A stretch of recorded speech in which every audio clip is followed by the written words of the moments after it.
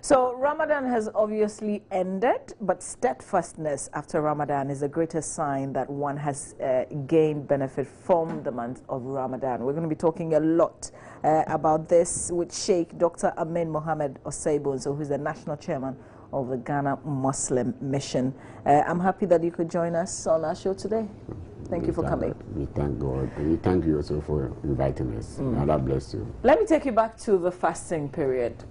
Even on the show, we discussed a lot before the fasts began.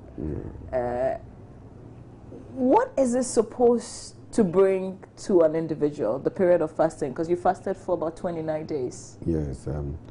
أعوذ بالله من الشيطان الرجيم بسم الله الرحمن الرحيم الحمد لله رب العالمين أشهد أن لا إله إلا الله وحده لا شريك له وأشهد أن محمدا عبده ورسوله صلى الله عليه وعلى آله وصحبه أجمعين أما بعد. In the name of Allah, the gracious and merciful, praise be to Allah, the Lord of all worlds. We bear witness that He is one, and Muhammad is the messenger of servant of Allah. Peace be upon him and all the prophets, including Adam, Noah, Abraham, Moses, Jesus, Muhammad, their family members, their companions, and all those who follow the truth till the judgment day. May Allah bless you. Amen. Amen. Now, yes, you asked me about what the fast brings to the individual Muslim or the entire Muslim or the entire nation. Now, if you look at the Quran, chapter 2, verse 183, Allah is saying, أعوذ بالله من الشيطان الرجيم يا أيها الذين آمنوا كتب عليكم الصيام كما كتب على الذين من قبلكم لعلكم تتقون. That is, Allah is saying that, oh believers, I have prescribed to you fasting as it was prescribed to early believers, so that you can attain piety, so that you can attain good righteousness. Now, when you look at the philosophy aspect of the whole thing, you see that the human nature, there are certain things that are very essential to the body, like water, food, and sometimes going to your righteous path. This one, Allah is restricting us not to eat, not to take it. Then it will tell you that then the other things which are vanity, which are not important to the body, all kinds of, sinning, which are not very important, like alcoholism, drug abuse, backbiting, slandering, and so forth, envy and jealousy, all these kind of things which are not important for the body, that if the body do away with it, it will not affect the body. It tells you that even if the most essential ones we have been able to abstain from them, then you can also do away with these kind of things, so that inshallah you get righteousness, And then too, Allah, that month, that period of the month, His mercy is enormous on the earth. Allah wants to dash the believers' paradise. And Allah is pure. And you cannot go to Allah with impurity. Therefore, in the first place, Allah wants to forgive us. And so in the first place, the first 10 days, we said to be Allah's mercy. Then the second 10 days is Allah's forgiveness. And then the third day is Allah liberating us from the hellfire. Okay, this is all during the period of the fasting. During all the fasting. Okay. So Allah wants to give us paradise. But you can't go there with this impurity. So in the first place, Allah forgives you. So when Allah forgives you, it tells you that, now if you want to, for example, you want to eat from a bowl, and you continue to, you clean it, you pour in dirt, you can't use the bowl. You see, that is the meaning. So if Allah has cleansed you and has purified your spirit, has given you spiritual ascendancy, it is telling you not to go back to this kind of character again, so that Allah can, give you paradise. Remember when Allah breathed into us, the spirit is very pure, you see. But the moment the spirit comes and then mix with the bodies, the organ and everything, and become a soul. And the soul is so contaminated to the extent that it's not capable, to enter paradise. Therefore, Allah has to cleanse it and give it a pure one. Okay. And that is why, that's all what Ramadan is about. So, but before you finish the Ramadan, you achieve spiritual ascendancy, very good moral. Also, you are very sociable during that period. And above all, it gives you spiritual, the physical fitness. You know, it gives good health. Now, if you delve into it, you see there are about 13 diseases. And you know, Ramadan will help you to clear it, inshallah, if you observe it. So it brings a lot to the individual and the society as a whole. You're supposed to continue this way. Yes. I've heard about, and I don't know if these are jokes or these are real situations where somebody will say, you wait for me to finish the fasting and you see what I'll do to you. Are you supposed to return to you before? Yeah, that's I would say, you know, many a time people don't understand the fasting. You know, the fasting is helping you to cultivate a very good character, you know. And so from there, you know, it put you at a certain level, that you were at a certain level. If you are pure, you are righteous, it still push you up. And if you are in a character which is above, you know, it also brings you to righteousness. So it doesn't ask you, it doesn't tell you to go back. If you say you are going back, then you have not achieved the essence of the Ramadan. So you are supposed to cultivate that character. You know, remember, you know, during the Ramadan, there is hadith saying that Izaja Ramadan, Futat Abwab Jannah, was the result or Futat Abwab Jannah, or Wilkat Abwab Jahannama, was the result of Shayatin. That is, when Ramadan comes, Allah opens the doors of paradise for us and then close the doors of Jahannam and then chain Shayatin, the devil, you see. Yes, for us to cultivate that character, you know, practice it so that you get a very good character, very defensive spirit and character to, come and operate the rest of the year, you know, so that you use 1 month and the 11 months is the actual practical month. You know, you do the practice during Ramadan. And then here now, the 11 months, devil is released. And so that is where you are coming to face the actual challenge. Okay. And so you do the practice. You know, when you're going to have a match, a football match, you do training. So that Ramadan is for you to acquire all the skills and then the spiritual defensive, to come and oppose Shaitan, come and oppose the devil. And so if you say, wait, when after the Ramadan, then I will deal with you, then it's totally wrong. We don't have no excuse there. But isn't that the reality? Because, you know, you would find that in some Zongo communities, for instance, crime would go down during the period, but after it picks up again. So we go back to what we used to be in the past. And that is why we are talking, too much, you see, because if you don't know when you will pass away, you see, and losing paradise. One day you will stand before Allah. That's why Allah is giving you all these things so that you can attain piety and get to paradise. But if you live and you come out and follow devil, know that one day you will stand before Allah and Allah will judge you. And if you lose paradise and get to hell, then it would have been better you wouldn't have even come to the world at all. What seemed to be the biggest challenge? Why can't we just focus on the righteousness? Yes, I think one, we need to do more education as we did, and then two, the individual has to sit down and try to reform himself during the Ramadan and say that I'm not going back to this one. You see, that is the state of the mind. He has to feed the state of the mind and tell himself, within himself, that no, these things are not important and are forbidden. And then listen to all the sermons that we carry on and change and so forth. And then when it comes to the society, you know, he must also try as much as possible, not to cope with certain things that does not go with the religion. You know, the religion is peace. Everywhere that you need to exhibit peace. You know, remember, Allah is saying that woe unto a soul, you know, an individual whom people will not get peace from him. you know. So we need to have all these things, feed the mind, make that state of the mind so pure, so that your character will be okay. One of the things that characterizes the festivities is giving. Yes. So there is a lot of food available, and then people give alms as well. Yes.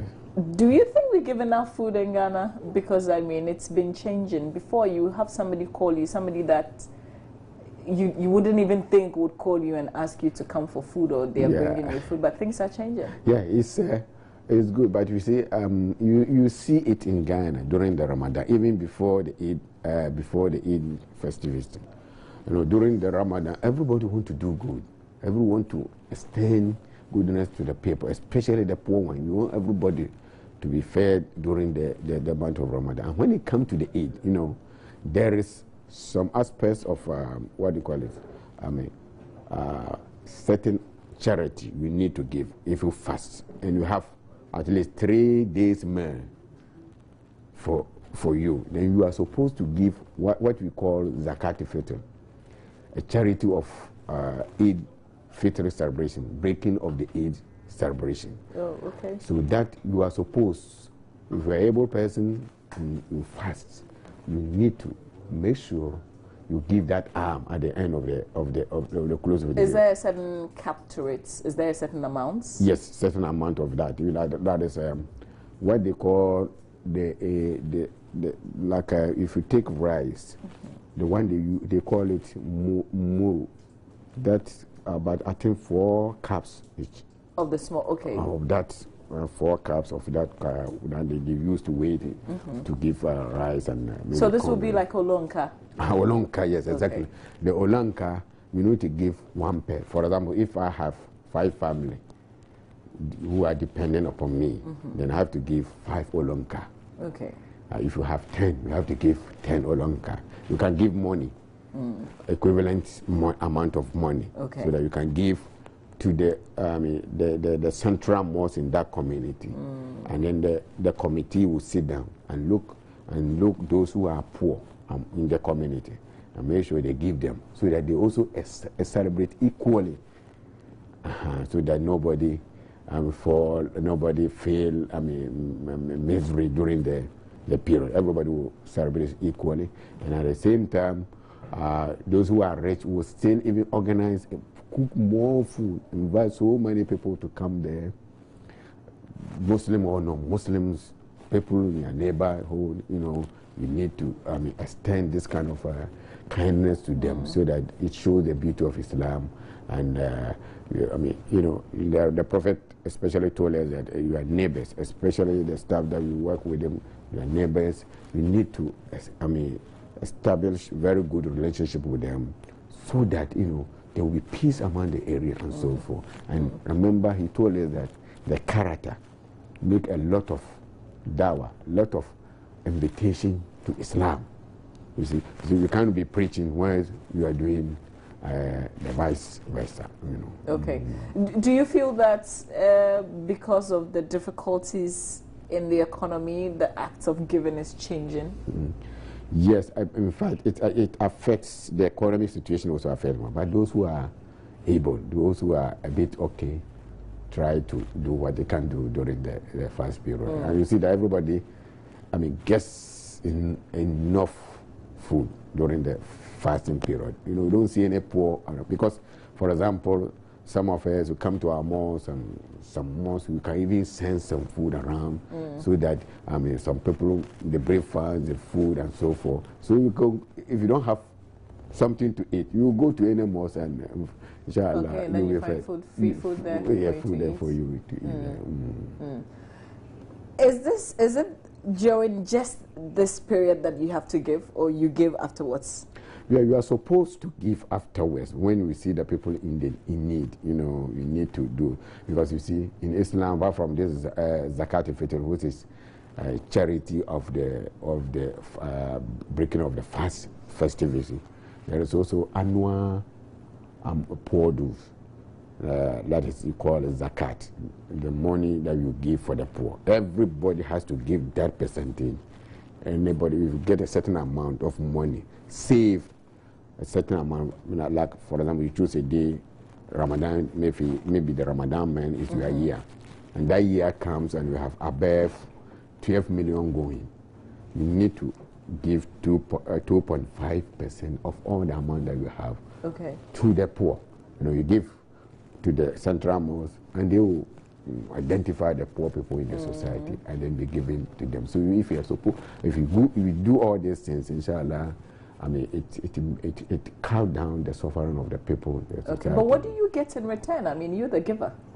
We get a lot of returns, Allah is saying that أعوذ بالله من الشيطان الرجيم مثل الذين ينفقون أموالهم في سبيل الله كمثل حبة أنبتت سبع سنابل في كل سنبلة 100 حبة ولا يضاعف لمن يشاء ولا واسع عليه. That's Quran chapter 2 verse 167. You see, that is, if you give, Allah can double your reward.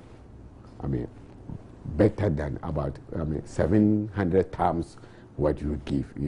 So if you give, Allah will also give to you. And then when you give to, you see that you feel happy that there are no poor people in the society. Sometimes when you get somebody who's, typically poor, you feel it. Extremely poor people, you feel it. And so when you give, the heart also becomes very satisfied, very happy within yourself. And then the society also try to give a balanced state of the society. God cannot give all of us riches. The society can never be good.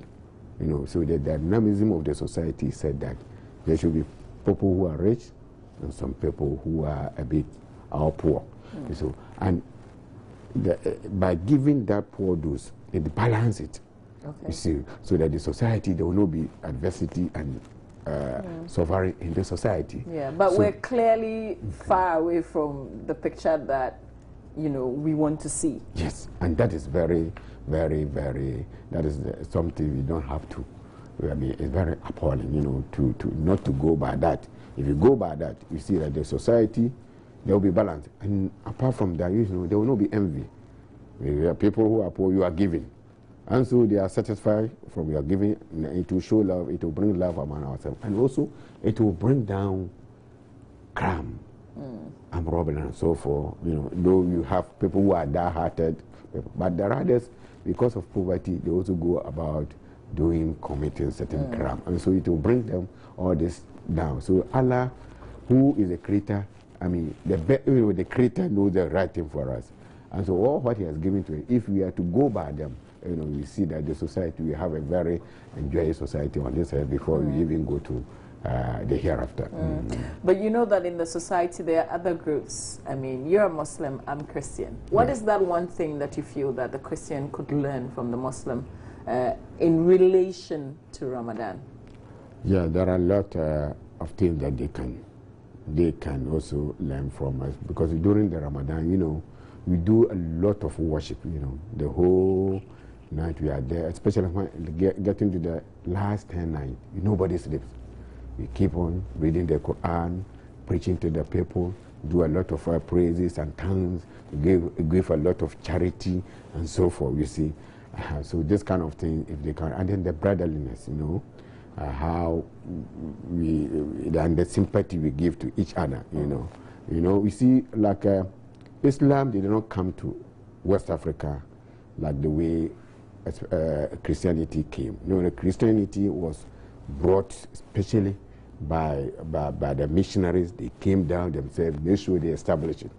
But Islam came through, the brotherliness and love. The people will come, the way the people will treat them, how they will show the love and so forth. Spread the religion to West Africa. So that kind of brotherliness, I think, if we can all copy it, is good. And then especially the poor Jews, the tithes and the tithe and other things that we pay. I'm sorry. You see that Muslim aspect, it goes to the individuals. Because I was going to ask, how do you do? Ours would go to the church. Yes. Though ours will come to the church itself, but you make sure the imam alone will not take it. He will not even, if he doesn't even qualify, if he's a little bit rich, he doesn't even enjoy from it. And so we make sure we distribute to the poor ones. If you are not poor and you take it, it is an abomination and it is crime, and you face the Allah subhanahu wa ta'ala. Okay, so let's go back on this one, because I really want to understand it very well. You pay tithe as well. That is the zakat. And okay, so that goes back to the explanation of the Olunka, and or that's that Olunka is Ramadan. Is the related giving to Ramadan. In Ramadan. Okay, but normally you pay tithes. Yes, every year. Okay, yours would go to the imam. Yeah, the imam. You know, you have what you call, if it is Arab, where you have Beit al-Mal. That is where we deposit all these things. Okay. And then the people working there, and those entrusted to do that, will sit down and then identify the poor people among the society, and they will give to the poor. And I think that is one thing I wish if you all imitate it, so that it doesn't go to, for example, like me, I am imam, and also the national chairman of the Ghana Muslim League. I dare enjoy from this kind of tithes and other things from the church, or from the mosque, or from the community. I'm even supposed to add mine to it. So that it goes to people who are purely poor, who need it. Who need it. Okay, so you're sending the physical cash to them? Yes, the physical cash or anything that you think it will be better for them, you know, we give to them.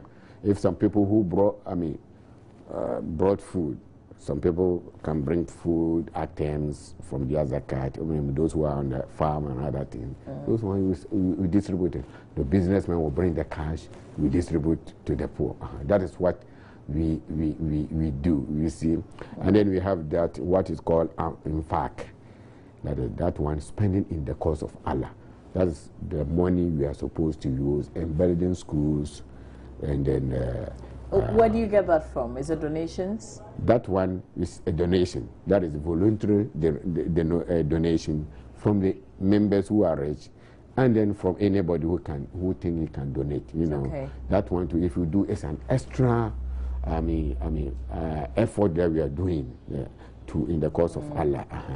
But for the zakat, if you don't pay it, the judgment day, Allah will punish you. That's the tithe. The tithe, because that one is poor man's, fraction of money in your wealth, which you have to pay. What's that percentage? Because yours is yearly. Yeah, yours is not monthly. Yes, that one is 2.5%. Is it of whatever you've earned throughout the year? Whatever you have earned throughout the year, you give 2.5%, as poor men do. And then apart from that, the infaq, and then the community will sit down and then say, okay, try to bring this kind of infaq. For that one, in a period that we have, we can donate in the cause of Allah. Do your members go according to this rule? Do they follow it? Many of them try to do it, inshallah. What's your understanding, and I'm sorry I have to ask you this, what's your understanding of what Christians do with their tithe? Okay, they're also doing well. They're doing well, you know, they're building schools, many of them. But except, you know, the Orthodox one, I appreciate. I'm sorry to come down there. But I like the Romans. I recommend them, the Methodists, the Presbyterians, you know, the Pentecostal, you know, the kind of schools and other things that they have built, and may God bless them for that, you know. But you see, it's changing the charismatic churches, and that is where they have to do more and change from the way they are going now, because it looks as if it goes directly only to the leader, the pastor himself. He enjoys it, living the things that he has to do for the society and the poor people. That is the only aspect which is now bringing into the Christian system, which I think if it can be changed, and it will be better, because, you know, if you, you enjoy the world and lose your soul, it will be better you have not even done that. So that one, I'm sorry to say it, but I can. No, I don't think you have to apologize. Yes, I wish to. Yes, to say if they can go back to what the Orthodox ones are doing. You know, it will be better than individuals enriching themselves and so forth and so on. And you know, there is also another aspect, you know, like the Orthodox churches do not come and stay somewhere and say that, come, I will do this one for you. Because we cannot compare God to do miracle or to do something. He does it on his own will. And that is how the Orthodox will go in. And that's how the Muslims are also going. Now, but if an individual comes out and say, I will do this, he will not even say by the will of God, I will do this for you, I will do this for you, I will do this for you. Then, as the Bible says, I mean, their work will show their source. You see, because in reality, you can't compare God.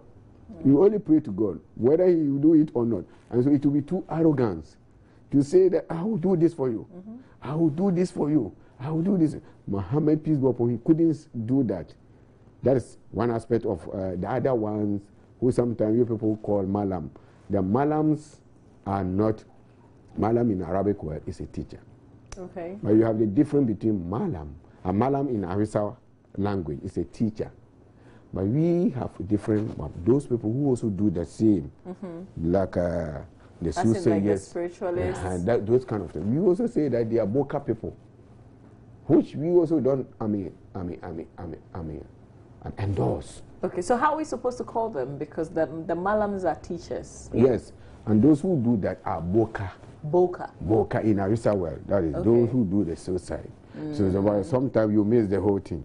Okay, we just call all of them so you should know that different. You must be humble, and you must understand God, and you shouldn't be too arrogant, and show kind of self-centeredness.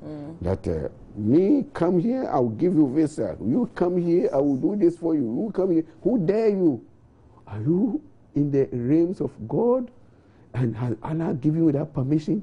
At least we should even say, by God's grace, by the will of God, if you come, I will pray to God so that He will do this one. So, the Orthodox churches were not doing that. And the good Muslims will also not do that. Despite everything, you can come there, you all pray, and pray to God, and beg Allah, and pray humbly. We come to us, you see that when we are praying, throughout the whole last 10 days, you can't come and see me. You come and see big people, big rich people, everybody, big sheikhs, everybody crying to Allah. So humble. Do you perform miracles in the mosque? Miracles? Yes. Really? Do you pray and see signs and wonders? No, if you pray and Allah accept the prayer, no, by how many see it? And Allah is saying that, you say, pray to me and I'll answer you. But do you see people falling down and, falling down? And saying things? Saying things, yes. which are not Islamic. I'm sorry to say, but as far as my theology is concerned, because I learned the Islamic aspect, I learned the Christian aspect also. I have a book called Jesus and Muhammad Are Brothers in Islam. When you get one, maybe one day I'll give you one, and then you read it and you see how. And I know there is nothing like that in the Christian aspect. You see, to come out with this kind of things, it's not good. Let us cleanse God, and see that anything that comes from God is very reasonable, that anybody will understand you, But, there is, I'm sorry to say this, but I'm saying, there is what we call in Islamic aspect, jinn. Jinn. There is another creation called jinn. Sometimes in tree they call it maybe motia or this kind of this. They are also in their own spiritual living. They are also in living, except that our eyes will not see them. But they see us. There is another creation who will also be judged, like we human beings. They do all aspects of deceptions and other things. To get people away from God. And if you don't take care and they get hold of you, and they are always taking advantage, especially you are godly, you are going on. If you don't take care, they will come, deceive you, and then what do you call it? enter you. Okay. You see, so that they will use you in so many areas. So they take control of you. Take control of you. And if you don't take care and you are using the Bible and the Quran, you will deceive a lot of people. And that is they doing. They can do a lot of things, to deceive a lot of people, because remember, Satan promised God that he will make sure many of your servants are diverted from your cause, so that they will all join me in the hellfire. And so they use all these kind of things, and religion does not based only on miracles. You pray to God, Allah can answer you, period. And when he answers you, thank him. You see it. But just to always to base your religion and your faith and everything on miracle, then they take that advantage, because they see that nowadays people want to go with miracles, and for that matter they are using that one, to deceive a lot of people, to divert their attention from God and so forth. That is what you all need to pray for. Okay. I have to ask you this. Do you see things? Do imams and sheikhs also see? Like prophets, some prophets would see. You see, by God's grace, we for good Muslim, that prophecies, revelations, and everything ended at the time of the Prophet Muhammad, peace be upon him. You see, but we have something like irham. You see, irham. That is sometimes God in his own way can guide you, through certain kinds of like maybe some aspect of dream, some aspect of guidance, which he will give you. Okay. But for me to sit down that you will come, hey, this will happen to you, this will happen to you, this man is doing this against you, this man is indulging in this against you, all this kind of thing is not in Islam. And it is not in Christianity. I can assure them. It is also not there. No, to incite people, causing family problems to the extent, oh, this one is doing this one to you. Who dare you? Was Jesus doing that? He was not doing that. You create societal problems among the people. And so you go to society, hey, when I am here, this one, when I did Yariamame, when I am, that one is not there. And we need to pray and pray hard against the devil. We do that. You need to pray hard. There are certain recitations against the devil. You do that, which everybody is supposed to learn, and then do it. So we try to teach the people. We don't try to hammer it. But Allah protects you. The moment you do that recitation, the moment that you pray, the moment you do this one, you overcome the Satan. You overcome the devil. You see. But that doesn't have to come out and they be telling people that I've seen this about you. I've seen, let me tell you, in one relation of the Holy Prophet, you see, when Allah wants to decree something, before it comes down, it takes some time.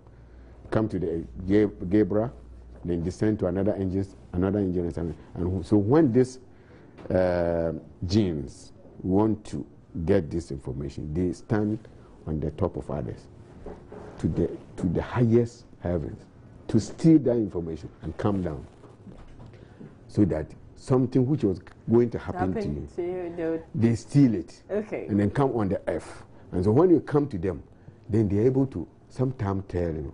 And when they tell you, you give them the credit. The credit. And after giving them that credit, they multiply, according to the prophet, they multiply 100 lies on that to deceive you. You see. And sometimes when Allah wants, like the shooting star, it hits them, and they are not able to steal the information well. And so when they come down, they can give half of the information. Sometimes they are also correct, and that is what they use to deceive so many people. They can give you one which is correct, and the 100 will be lies. Yeah, okay. Well, we have to end this conversation, but I tell you what, thank you so much for allowing us into your religion and learning a lot more about it. Yeah. So I thank you. Is it too late to still say Baraka Sallah? No, you can still say. We are still in the festivity. May Allah bless you. I also thank you very much. May Allah bless you and bless you. Still, your channel and the media. May Allah bless you for calling me. And I think I will take this opportunity to pray for you, myself, and the whole nation, Okay. if you can give me. Alhamdulillah Rabbil Alamin wa salatu wa salam ala ashrafil mursalin Sayyidina Muhammad wa ala alihi wa sahbihi ajma'in. Oh Lord, we thank Thee for giving us this opportunity and this day. Allah, continue to shower Your blessings upon us even after the Ramadan. Let us be righteous. Give us good deeds.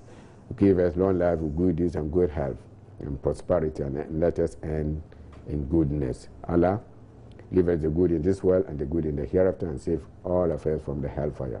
We pray to You, Allah, so that inshallah You save this nation. You give us prosperity.